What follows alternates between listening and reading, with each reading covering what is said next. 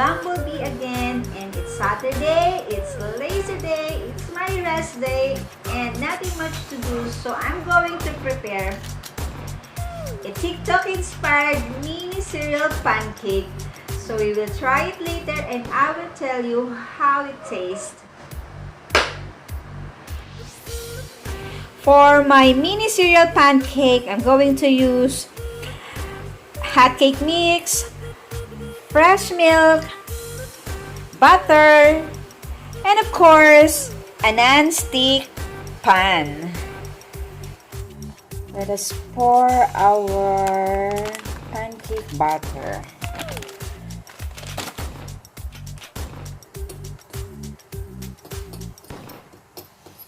Gumawa ng crater.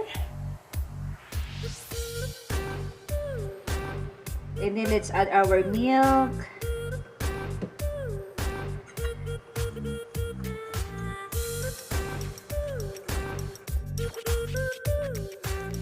Mix well until there is no trace of flour. And then let's add 1 tablespoon of melted butter. This is optional. Mix it well. I am going to use this sauce dispenser since I don't have a pastry bag. So I think this will do. Let's try.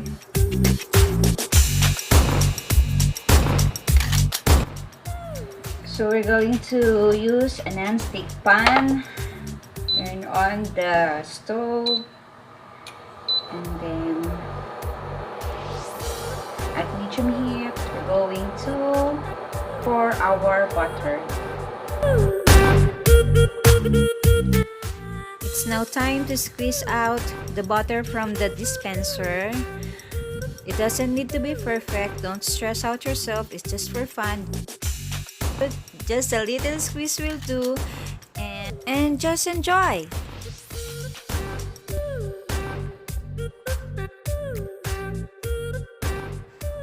I cooked this side for less than 2 minutes, and when the air packet started to show, it's time to flip the mini pancakes.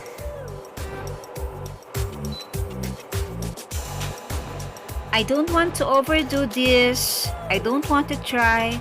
Just another 15 seconds for this side, and your pancake is good to go.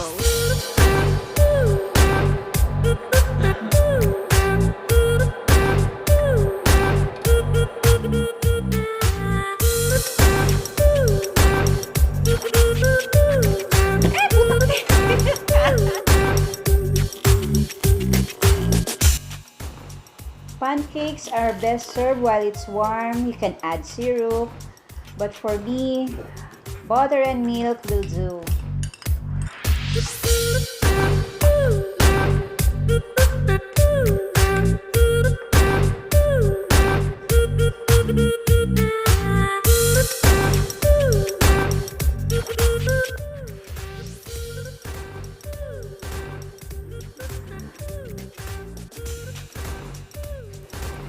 So this is it, guys, the moment of truth. We will try this cereal inspired by TikTok na usong-uso sa Instagram. So let's try.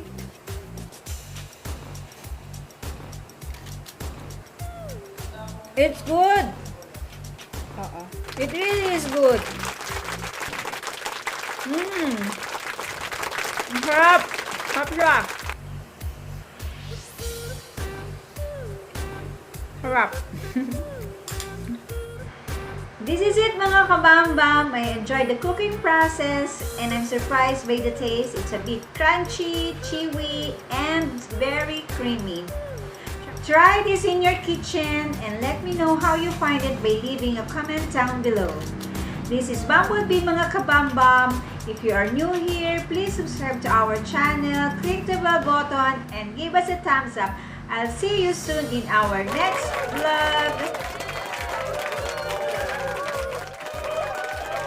Shout out to my friends, Lonel Cadena, Kuwait Filipino worker, and to Ray and Arlene from Saudi Arabia. And if you want to be part of our next vlog, please leave a comment down below. Bye!